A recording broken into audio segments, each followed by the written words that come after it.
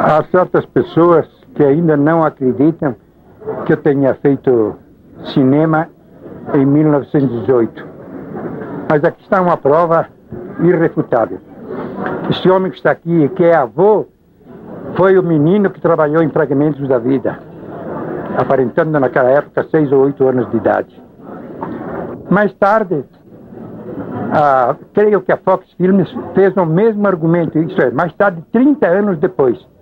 E numa sessão em que tivemos no Museu de Arte em São Paulo, houve uma comparação do filme feito nos Estados Unidos pela Fox e o que eu tinha feito 30 anos antes.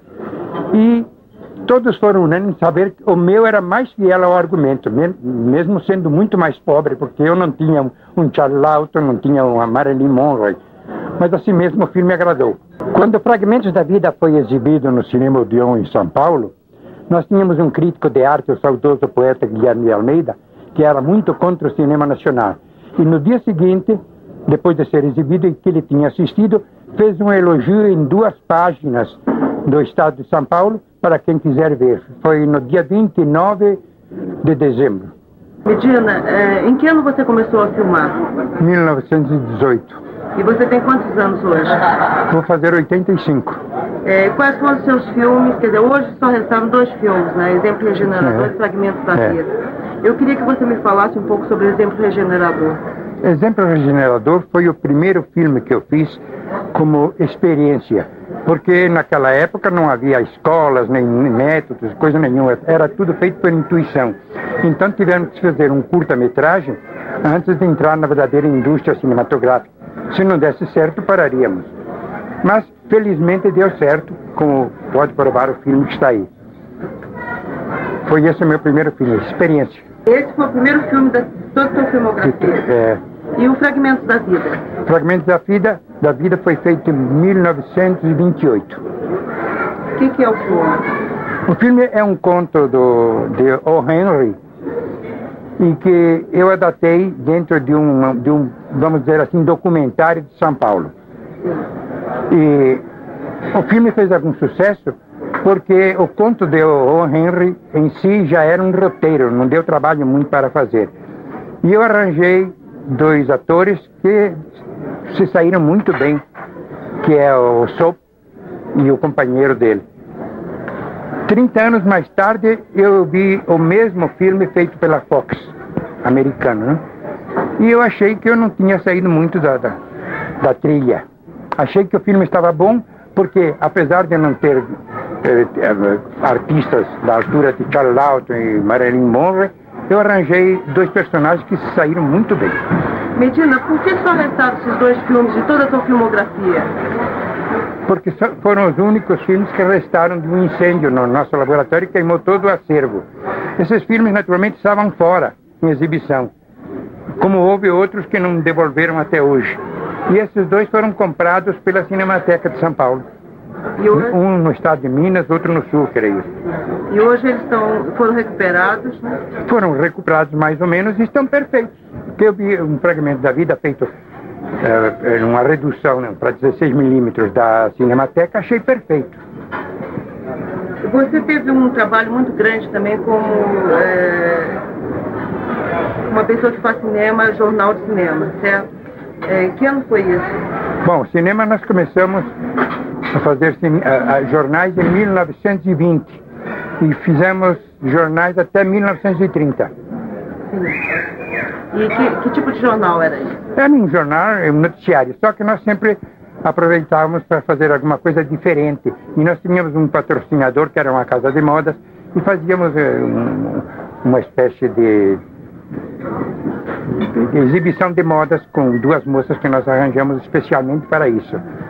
E com truques, né? Às vezes aparecia um camarada com uma cesta de chapéus, uma caixa de chapéus, abria e saía uma das moças de dentro mostrando uma toalete. E mais tarde, o Dr. Washington Luiz, que era presidente do Estado, viu um dos nossos jornais e achou tão bom, mandou me chamar e patrocinou para que se fizesse o jornal mais a minuto. Em vez de uma vez por mês, fazíamos de 15 em 15 dias. Naturalmente, cobríamos todos os atos oficiais importantes. E só aí, então, que vocês começaram a cobrir os acontecimentos políticos? Só aí que começamos a cobrir. Não, fazíamos alguma coisa antes, mas por livre e espontânea vontade. E por que você deixou de fazer esse jornal? Esse jornal nós deixamos de fazer porque mudou o governo. E desde 1924, quando houve a Revolução, já tivemos muita dificuldade em encontrar a mesma subvenção. E foi acabando aos poucos e pronto. Nós continuamos com ele até 1930, sempre quinzenal. Porque o nosso jornal, nós recebíamos dos cinemas a mesma coisa que recebia o Foco Jornal, Paté Jornal, pagavam a mesma coisa. E tínhamos uma linha muito vasta, de maneiras que todo mês pingava. Para nós combina. Em toda a sua carreira cinematográfica, quantos filmes você realizou? Eu realizei, bom, fora os jornais e documentários, uma quantidade muito grande, talvez uns 30 ou 40 filmes. Filmes de longa-metragem, temos 1, 2, 3, 4, 5 de longa-metragem. E de curta-metragem, temos esse Fragmentos da Vida e Exemplo Regenerador. Temos um que desapareceu também, que era A Culpa de Outros. Era um filme contra o álcool. E tivemos também A Gatuninha do Braço, que logo na primeira cópia desapareceu. Qual foi o último filme, desses filmes todos, qual você gosta mais, ou gostou mais pelo menos? O filme que eu considero a minha obra-prima foi Gigi, um argumento do saudoso escritor Viriato Correa. E Viriato me autorizou a fazer o filme numa condição: ele não ia me cobrar direitos autorais, mas antes de ser exibido para o público ele queria ver. Aí ele decidiria se podia ou não podia. Veja a minha situação: eu tive que fazer um filme muito perfeito e muito fiel ao conto, de maneira que quando o filme ficou pronto, eu fui ao Rio, levei o filme e o Serrador me arranjou para que às 10 horas da manhã passasse no cinema Odeon do Rio de Janeiro o filme para Viriato. Avisei Viriato foi lá e eu fiquei naquela tensão nervosa durante todo o tempo. A fita tinha 1 hora e 45 minutos de duração. Eu fiquei naquela tensão nervosa, porque se ele dissesse não pode exibir, não quero que exiba, eu teria um prejuízo muito grande, enorme. Então eu fiquei naquela tensão nervosa. Quando acendeu a luz, o Serrador estava junto, assistiu também, gostou muito. O Viriato Correa teve essas palavras: para ser o meu conto só faltam os pontos e as vírgulas. Aí foi aquele alívio, né? E ele fez sucesso de público? O Gigi foi um dos filmes que fez mais sucesso. E qual foi o último filme que você realizou? Qual foi o último filme que você realizou? Foi um filme, uma poesia cinematográfica. Foi O Canto da Raça do poeta, não me lembro agora o nome dele, Cassiano Ricardo. Esse filme foi apreendido pela censura porque acharam que o filme era muito bairrista. Eu nunca discuti o assunto, mas também perdi a vontade de fazer filmes. Em que ano era e que governo que era? Foi o ano de 1940. 40 ou 41, foi no início da década de 40. E por que você não realizou mais? Não realizei porque eu tive uma série de aborrecimentos. Primeiro o incêndio. E depois, quando eu queria recomeçar, acontece uma coisa dessas. Eu estava fazendo um roteiro, preparando um roteiro para fazer um filme de longa-metragem, baseado num conto de um amigo meu. Rasguei o que eu tinha feito e fiquei só com a sinopse e não tratei mais.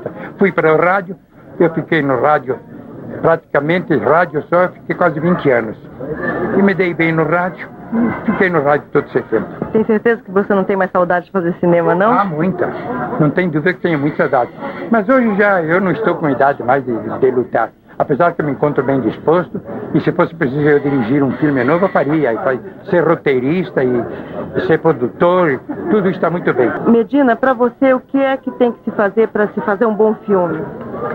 Bom, eu não sei qual é o processo que eles estão usando, mas eu acho que, em primeiro lugar, o planejamento. Isso é muito importante, porque não se pode fazer um filme que passe, por exemplo, em 20 cinemas e que dê X de renda, se eles vão gastar Y e mais X de despesas para fazer o filme. Isso, o planejamento, eu acho uma coisa muito necessária. Eu planejei todos os meus filmes e sempre deu certo. Eu não gastava um centavo a mais do que aquilo que tinha sido orçado. mas que nós não podíamos ter prejuízo. Nunca tivemos prejuízo com filme nenhum, nem com jornais, nem com filmes posados, nem com documentários.